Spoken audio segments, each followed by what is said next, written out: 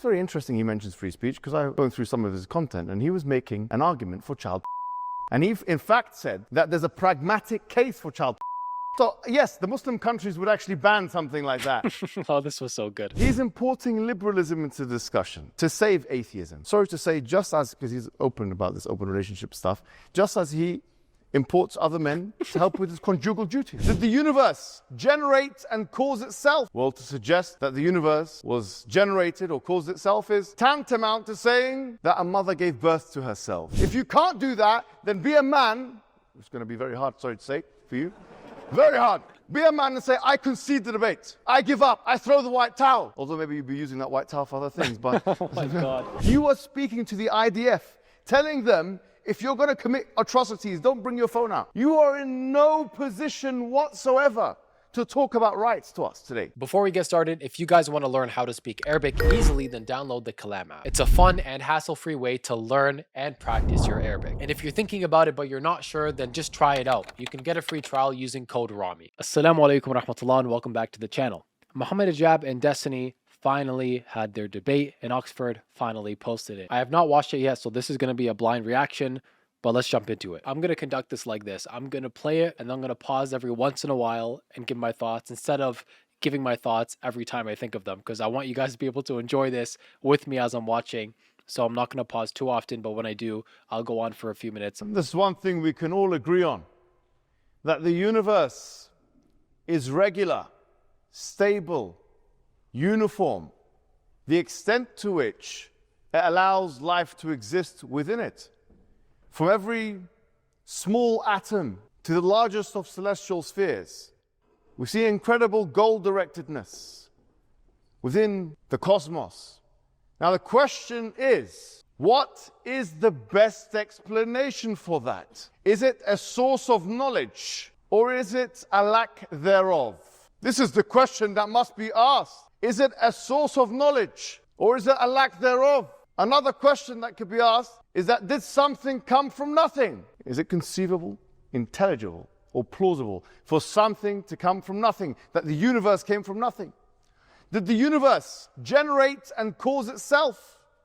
Well, to suggest that the universe was generated or caused itself is tantamount to saying that a mother gave birth to herself. And to suggest that there's more than one ultimate source of being, more than one necessary existence, is tantamount to saying that you can have more than one mother to one sole child.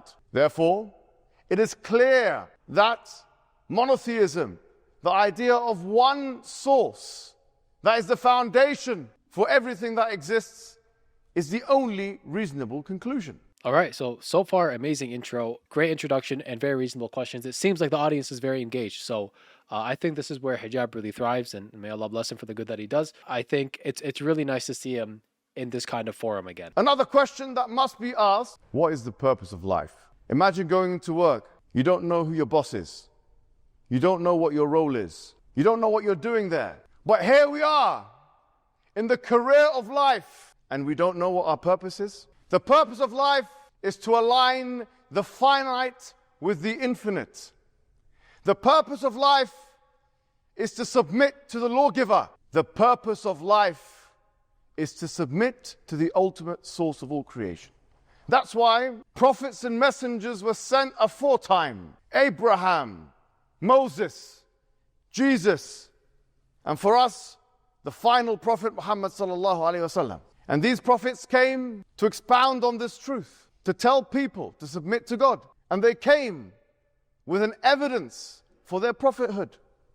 As for the Prophet Muhammad, his evidence is that he came with a preserved religion. The Quran is preserved in a way that no other ancient book is. There's a falsification test within the Quran, challenging humanity to find a contradiction within it, challenging humanity to try and produce a chapter like it. And the Prophet of Islam made predictions that were so frequent and so precise that no other figure in human history made them. For example, he told us that the Roman Empire and the Persian Empire would both fall to the Muslims. Now, according to Barnaby Rogerson, who is a historian, non-Muslim historian, he said that the similitude of the Arabs at that time taking over the Persian and Roman Empire is the same as Eskimos taking over Russia and America. Imagine what kind of a wild prediction this is. And this is one of many predictions that obviously I don't have time to expound here. The question is, what does atheism have to offer? Atheism has no explanatory force whatsoever. Atheism is a negation. Atheism has no ontological status. Atheism cannot describe or explain morality, rationality, consciousness. Atheism brings nothing to the table. With that, I conclude with Assalamu alaikum wa rahmatullah. Wow. Okay, so that was very well done, especially just being 5 minutes. In 5 minutes, not only did he present the 4 arguments for Islam, which is the preservation of the Quran, the fact that no one can imitate it, the lack of contradiction, and fourth, the prophecies that the Prophet Muhammad, peace and blessing be upon him, made. He spoke about the miraculous nature of Islam existing itself, the fact that it was able to conquer these amazing empires and do so with a lack of resources, and also that them conquering these empires was foretold by the Prophet, peace and blessings be upon him, in a prophecy.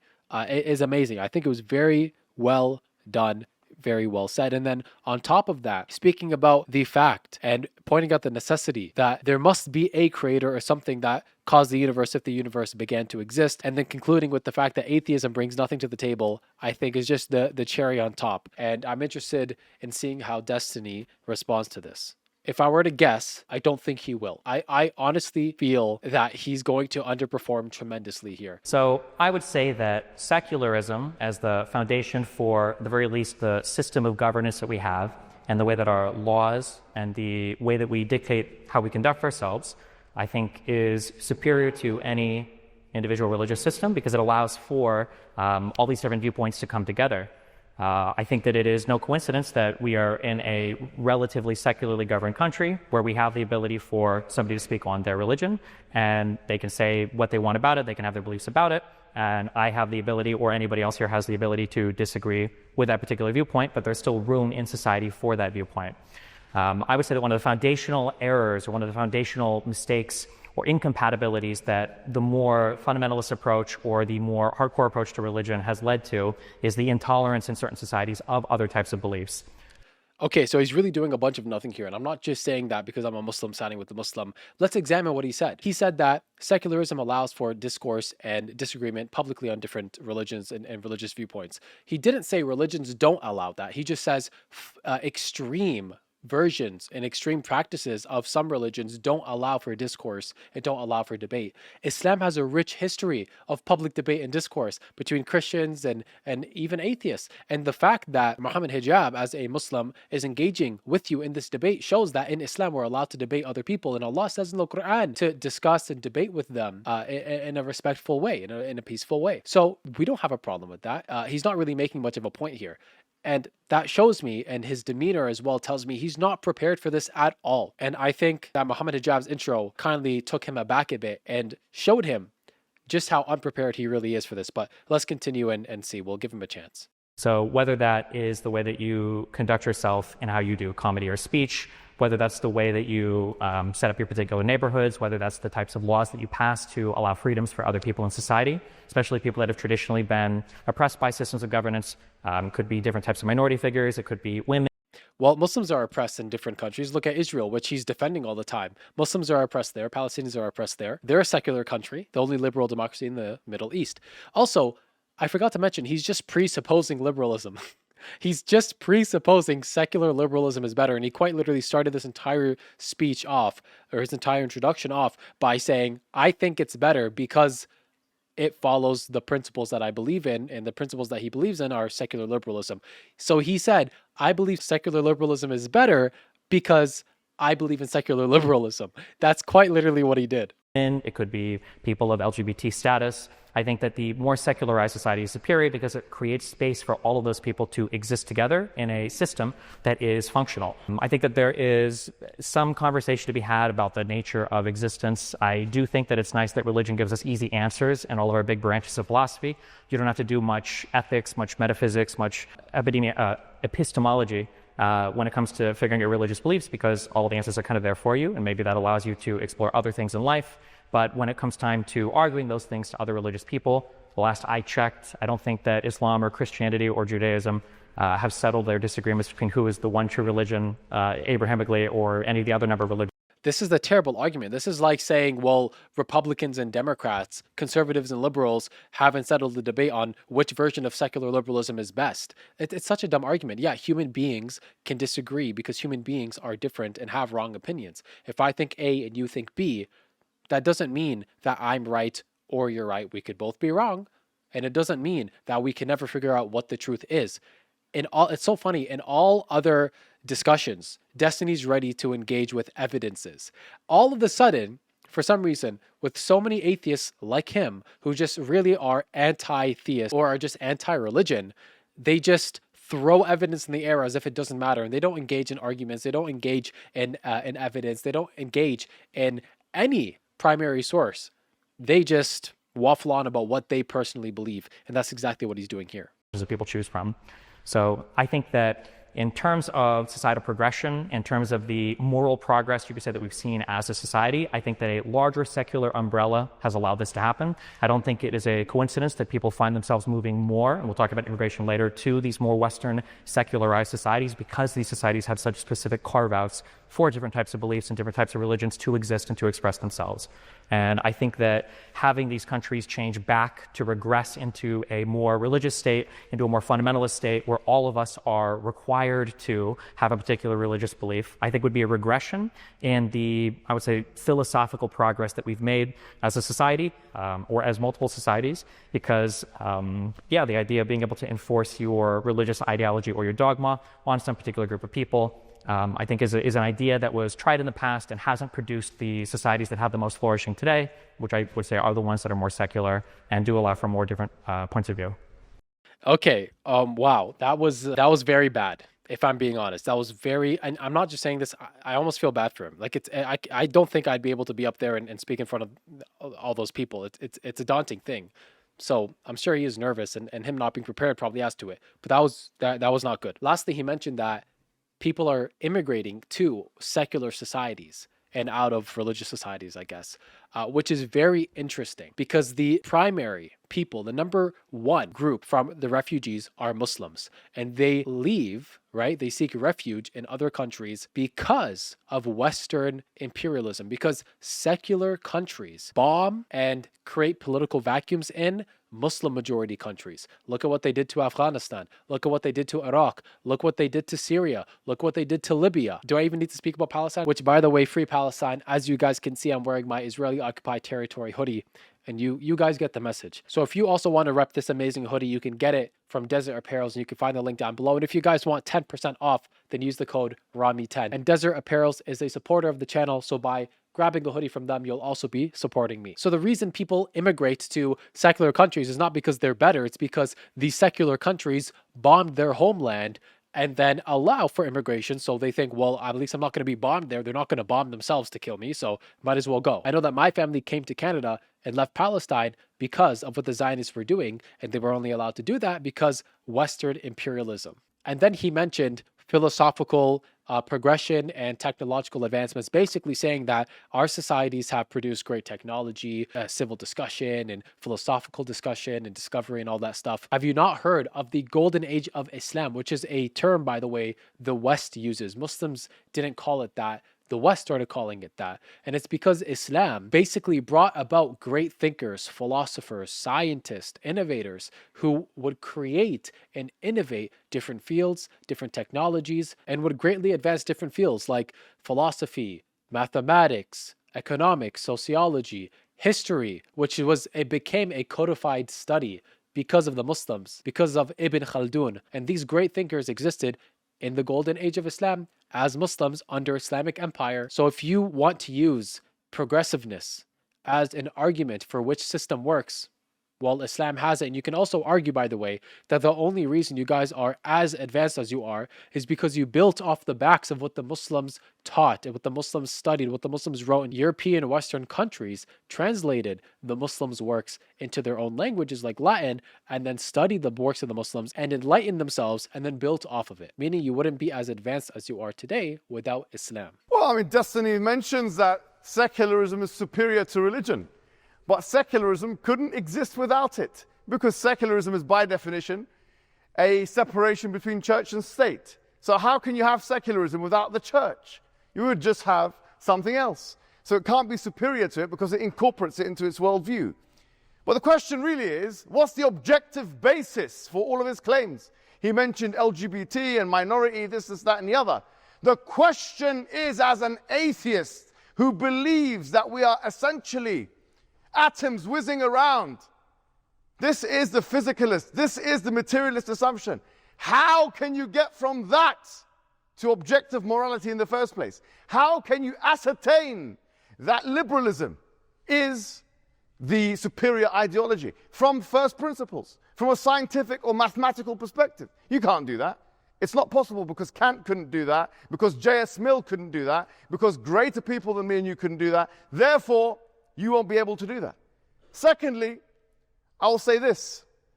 I mean, he mentioned something about intolerance, which we'll come to in a second. But he mentions, and I was very surprised when I, to be honest with you, heard this. He mentions intolerance. Let's go to this straight away, actually. This is a man who supports a genocide. This is a man who was going to the IDF, telling the IDF that, you know, when you're doing your atrocities, make sure you hide them and don't take pictures of them.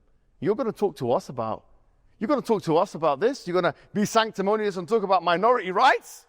What minorities are you talking about? The minorities that you prefer, that the white man prefers. Oh man, that was just beautiful. That was absolutely beautiful, and I'm so happy that he called it out. The colonialists prefer. That's the minorities that when it comes to the Palestinians, no, kill them. You're actually telling people to kill them.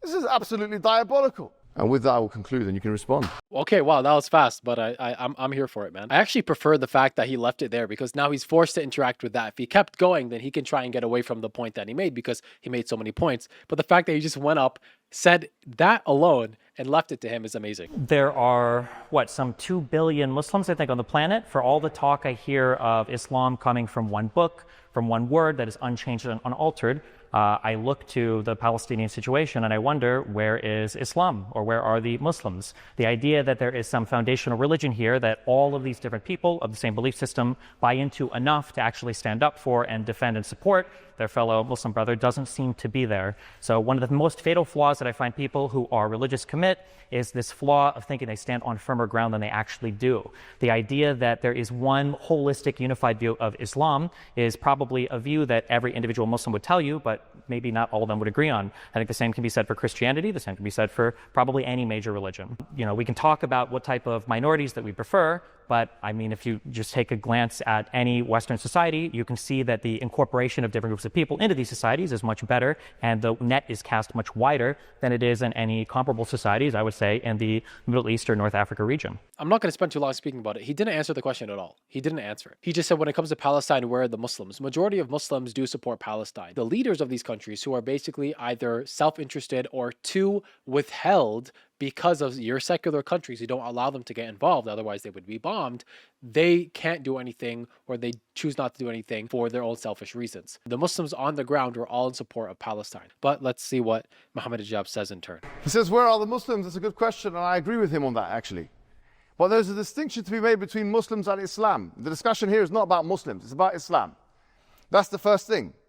And then he says, okay, well, Western countries are doing a good job on minorities. I mean, liberalism coexisted with colonialism. You must understand this. You cannot look at this time in history and not realize that J.S. Mill was somebody who was actually advising his government how to use racism and supremacy against the colonial empire, against members of the colonial empire, the colonies. Wow. So there has been a relationship between racism on the one hand and colonialism on the other, and it's very well known. Look what happened to India. This is a really bad argument. But the question is not about liberalism. It's about atheism, and there is no necessary connection between atheism and liberalism. You can be an atheist communist. You can be an atheist Nazi. You can be an atheist Zionist, as you are. He is importing liberalism into the discussion to save atheism. Sorry to say, just as, because he's open about this open relationship stuff, just as he imports other men to help with his conjugal duties. You have no business talking about liberalism. You have no business talking about liberalism. We're not talking about liberalism. Liberalism is a philosophy that's not on the debate card today. We are talking about atheism. Tell me how you can get to objective morality from atheism. Tell me how you can get to atoms whizzing around, carbon, which we are, from is to ought, as David Hume would put it. Otherwise, you'd be doing the naturalistic fallacy. If you can't do that, then be a man. It's going to be very hard, sorry to say, for you. Very hard. Be a man and say, I concede the debate. I give up. I throw the white towel. Although maybe you'd be using that white towel for other things. But oh my God. What's if you can't do that, honestly, it's done. The debate is finished. And that's all I have to say. Oh my God. What am I supposed to say? I mean, you guys heard that just as I did. I don't have anything to add to that, man. So I think at the end of the day, you can talk about the atoms whizzing by. We can talk about the different ways that we think we've proven our God. But again, there's been no progress made on this conversation. The reason there's no progress made in this conversation is because you're not engaging in it. I think Mohammed Hijab has made tremendous progress in the conversation, as he made an argument for Islam at the beginning. He made an argument for God at the beginning, then an argument for Islam, and then an argument against atheism, which is that it's not an argument. It's a lack of a belief, which is not really helpful. Unfortunately, all Destiny has done is say, I don't believe in religion. I think secular liberalism is better, and that's why there's no progress. In the thousands of years that people have debated religion, I think that one of the fatal flaws, again, of religious people is that they stand on, or they think they stand on firmer ground than they actually do. Substantiate it then. I'm sorry I'm pausing more than I should, but substantiate it. You think that you stand on firmer ground than you actually do. Saying the same thing for a third time is evidence that you think you're on firmer ground than you actually are. And he's doing this weird argument of the majority that, well, everyone's arguing and the majority, we can't have a majority of people agreeing on one thing. Therefore, there's not one true religion. That's a stupid argument because majority of people can be wrong. It's logically conceivable that majority of people can be wrong. And you know what? You can even argue that that is probable since religion is the antithesis of just following your desire. Allah says in the Quran, have you seen the one who takes his own desire as his God? Meaning you can't just do what you want to, what your body desires, or what your lower self tells you should do. You have to obey God. Maybe most people don't want to do that and they'd rather disbelieve. So why should we follow the majority if the majority of people are just following their animalistic desires? You say that we're not talking about Muslims, we're just talking about Islam. Different people have different interpretations of what Islam means. Well, 95% of Muslims agree on the fundamental and basics of Islam. And the things that we disagree on, we're allowed to disagree on. Like if you put your hands up after ruku and salah, it's not a big deal. You could do that. Some people don't. Difference of opinion, that's allowed. But is Allah one? Is he the lawgiver? Do we have to obey God? Is the Prophet Muhammad the final messenger? Is the Quran the word of God? 100% of Muslims agree on all those fundamental things. Otherwise, they wouldn't be Muslim. And then other basic things, if angels have free will, 95% of Muslims agree on that. The other 5% are maybe some extreme sects that are minuscule and really not really worth discussing at this point because they're so small.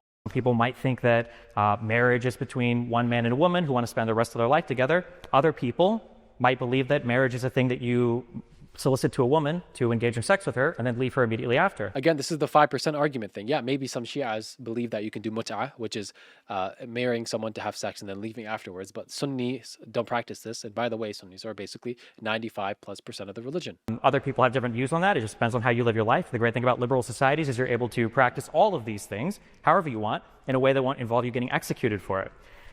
When it comes to deciding, whether a society can have a secular foundation, you can have this conversation of, well, philosophically, you can't connect A to B and B to C and C to D and everything else, but somehow secular societies seem to exist. It's also funny to try to tie. Wow, secular societies exist, therefore they must be true. Like, what argument are you making here? Atheism doesn't necessitate secularism. They exist. So what? Atheism does necessitate secularism all of a sudden? No, we're having a logical discussion here. Liberalism together in with this concept of imperialism when people have been doing imperialism far before the concept of liberalism even existed. I seem to remember caliphates spreading across huge portions of the world, and they didn't need any liberalism to do that. They seem to do that just fine along with Islam. Islam has specific categories of people that aren't part of the main body of the Muslim population. So this idea that you can't have marginalized people in any type of system, I think is a bit silly. The idea that Islam provides some special protection or some special way to run a society that would be superior in terms of the, producing better outcomes for the people involved. Where are those countries? That would be my big question. You know, if we were to argue about the successes of liberalism, I mean, I could point to Muslims existing in a liberal country today with the ability to argue for their Muslim countries. How many Muslim countries can I go to and find liberals arguing the same thing? I think that the idea of free speech, open debate, the ability to own private property, to start a business you want, and to practice whatever religion you want, I think is a special thing that liberal societies have created. And I challenged the opposing speaker to tell me, what are these model Arab societies? What are these model Muslim societies? What are these modern Islamic societies, or these model Islamic societies that you would want us to look more like than any of the countries in the West that you found appropriate to live in? Okay, this is actually very laughable. Firstly, he mentions that Muslims spread in the caliphate spread just like liberalism spread. That's not true. That's not the case. These Western secular societies spread by colonialism, which is where you go, conquer a country, subjugate them, and then steal their resources to invest in your own country. Like, for example, the UK, which is the country they're in right now, colonized India and then took all of the cotton from India back to their home, and they made it illegal for Indians to create culturally Indian clothing inside of India. But when they took the cotton to the UK, they would manufacture Indian clothing there and then export it back to India and then resell it to them. So they would steal their cotton, make their own goods with it, and then sell it back to them to make even more profit. This is colonialism. Islam didn't do this. When Omar, the second caliph of Islam, radiallahu anhu, conquered modern-day Palestine, or Jerusalem specifically, they did not plunder, they did not steal. All they did was get rid of the former leaders, the former politicians, tell them to pack whatever they could hold and leave. Take all your goods and belongings and leave. They didn't rape, they didn't pillage, they didn't steal. They allowed everyone to keep their own. This is how much care and respect the caliphs had. Now we ask, which model Islamic societies should we look to? Look at the way the Prophet, peace be upon him, ran his societies. Look at the 4 rightly guided caliphs. This is something every Muslim would tell you.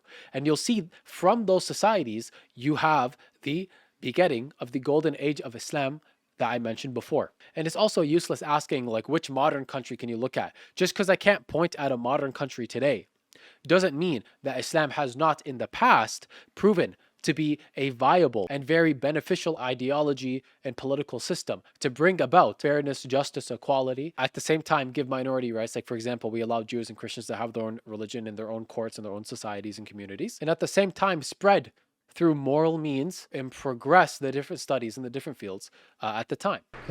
Sure? Well, that was a bit of a mouthful. But you're going to have to swallow your pride and concede the debate, because actually, he has not been able to connect the dots, unfortunately, for himself. This is a debate about Islam and atheism, not Islam and liberalism, okay? He is assuming a liberal framework. Liberalism does not necessarily connect with atheism in any way whatsoever.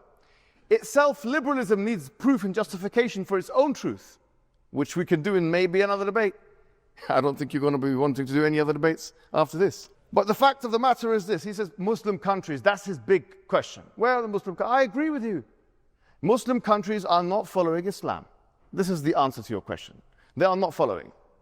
Muslim countries are not following. Look at the Palestine issue. There are non-Muslim countries who have done a better job than the Muslim countries with the Palestine issue. You know, they've acted more Islamic than the Muslim countries have. I agree with this criticism. We are not talking about that. As he's talking about execution and this and that. How dare you talk about execution? You are speaking to the IDF, telling them, if you're going to commit atrocities, don't bring your phone out. You are in no position whatsoever to talk about rights to us today. No position. Zero. Your sanctimony is gone. And you are finished. I'm sorry to say. How on earth is he going to do another 40 minutes of this discussion? He has not brought a single productive point to this entire discussion. I mean, it's a great win for the Muslims. It makes him look terrible. As much as the fellow speaker wants to paint me as a Zionist Israeli person, I've never given a speech to the IDF. I don't think they would much want my advice or my criticisms. Not a fan of Netanyahu, never have been. We can get into that later if you'd like. You're talking about the ability to connect atheism to...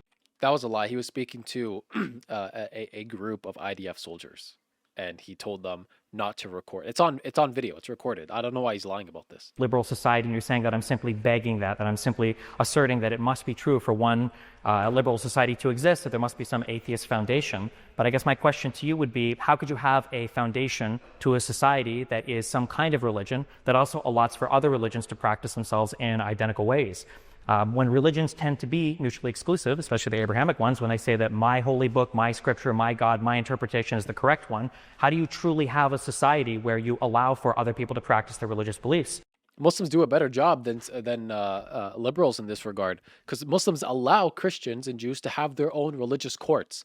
We don't have, I don't know what the UK is like, we don't have like Sharia courts here, where we have a Muslim judge ruling in a legal manner according to Islamic laws. No, there's Canadian law that's codified, and that's it. And he's just presupposing that Islam is terrible. That he just has this weird image of Islam in his mind, that it's just a cocktail of bad ideas. That's what he thinks Islam is. He probably doesn't even know that Islam allows for Jewish and Christian courts and Jewish and Christian rulings according to their own law and their own book. I challenge you, I'm curious, in your worldview, in the ideal Islamic country, would you allow people to draw pictures of the Prophet? Would you allow... Is it a religious tenet in Christianity or Judaism that they need to draw our Prophet, peace and blessing be upon him? Is that a religious tenet? No. That's a secular belief that you should be able to draw whatever you want. Again, like this, these are just very, very pathetic. They're not even arguments. They're just like he's throwing stuff against the wall and hoping that, he's somehow able to get past this. Allow people to practice whatever religion they want? Would you allow people to do things that, so long as they comport with the basic laws that we all agree on when it comes to, things like don't steal, don't murder, don't do, obvious crimes we all agree? This is pathetic because he's saying not doing all the things we agree on. We're not going to agree on what should be legal and what should be illegal, right? You think that it's okay for people to go out butt naked or half naked. Muslims don't. So why do we get to just say theft is wrong, murder is wrong, and then other things are okay? We're not going to agree to that. You're, again, just presupposing your liberal principles. You're presupposing your liberal view, and that's not productive for the discussion. Would you allow in your ideal Islamic society all of these other religions to practice in the same way that in a liberal society, in an atheist society, in a secularly built society, other religions are able to practice? I'm excited for this response. I'm excited to see what he has to say. He asked me a series of questions, and he said that, would you allow the drawing of the Prophet? Would you allow this? Would you allow that? In the same way as liberal societies. Why should it be the same way? You haven't proven liberalism is true, and you haven't proven that atheism is true. You've given us no arguments for anything. And then he says, free speech. Well, it's very interesting he mentions free speech, because I'm going through some of his content, and he was making an argument for child. And he, in fact, said that there's a pragmatic case for child. So, yes, the Muslim countries would actually ban something like that. And that this was so good. An inhibition to the free speech people like you, atheist morality would bring to the table. Child banned in the Muslim countries, for example. Maybe that will put you in trouble or this and that, because I know you sent some pictures to that person, whatever. I don't know what's going on. Why would he say that, man? I'm surprised you're even here today, so quite frankly. I was thinking whether or not I should humiliate you, but I was worried that maybe you enjoy it. Oh my God. I don't know if this is the forum for statements like that. Like one or two are, like, it's okay, but at some point, like, you should just drop it. I think it's too much now. Focus on the arguments, but he deserves it. He definitely deserves it, to say the least. It's over here, man. You haven't answered any of my questions.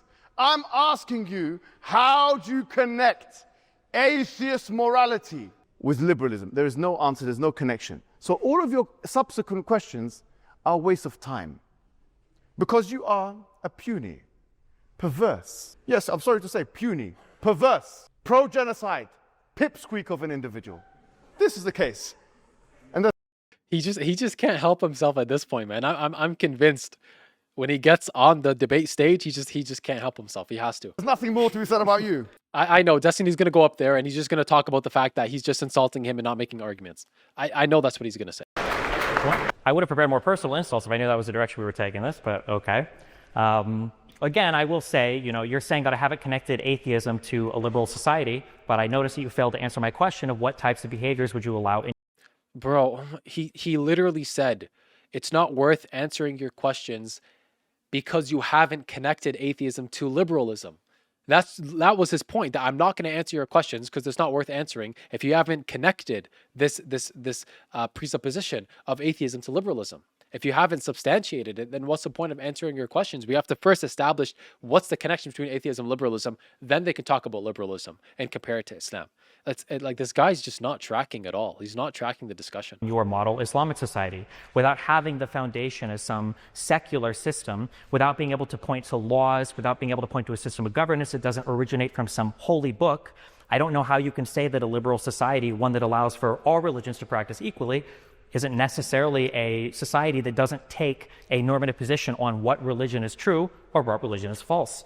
Again, there is a reason why you have come to this country, and while you might insult me and call me a lot of names, which funny enough is an indication that the person doesn't feel confident in the material, I guess, that they're talking about, you have the right to do that, and you're able to do that here as I don't know if you were born in this country, if you're an immigrant to this country, and I think that's a beautiful thing. I don't think that you would be able to get away with the same type of behavior in the countries that you seem to want to model this one or other Western countries out of. Again, I ask you, if you think that there is a better way to build a country with an Islamic foundation, where are these countries? It seems like they fell in the past, they haven't emerged again. If you're telling me that atheism is not the model or is not the foundation for a secular liberal society that allows for other religions to practice equally, well then tell me, what is the religious foundation for that society? How can you have a society that allows for multiple religions to practice, all of them to be treated in an equal manner by the laws and the government?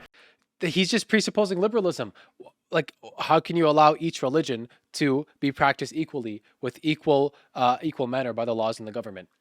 That's the antithesis of a religious society. That's basically the definition of secular liberalism, that you divide church and state and you allow people to practice, but no laws are guided by religion. He hasn't even made a case for atheism at all. They're not even, like, he's not even having the discussion. Mohammed Hijab proves Islam, and Destiny never speaks about atheism at all. There's no discussion.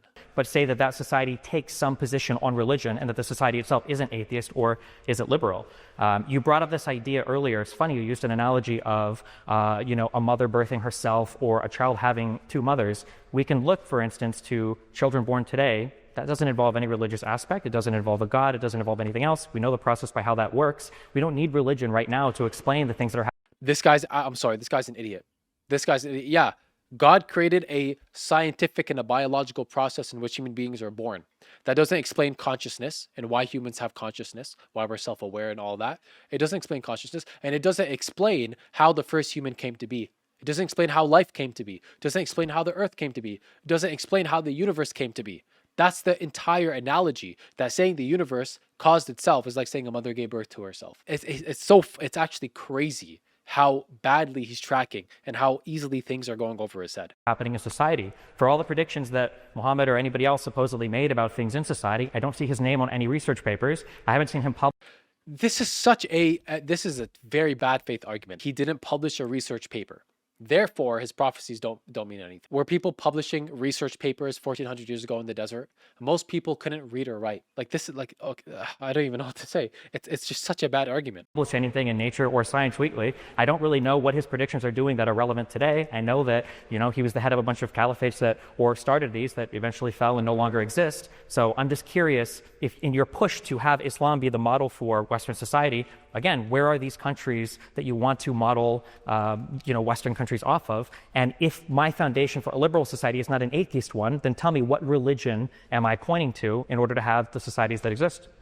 The fact that he thinks atheism and being religious are polar opposites. No, you could be a theist. You could believe God exists and not follow a religion. You could be a deist, believe God exists and not follow a religion.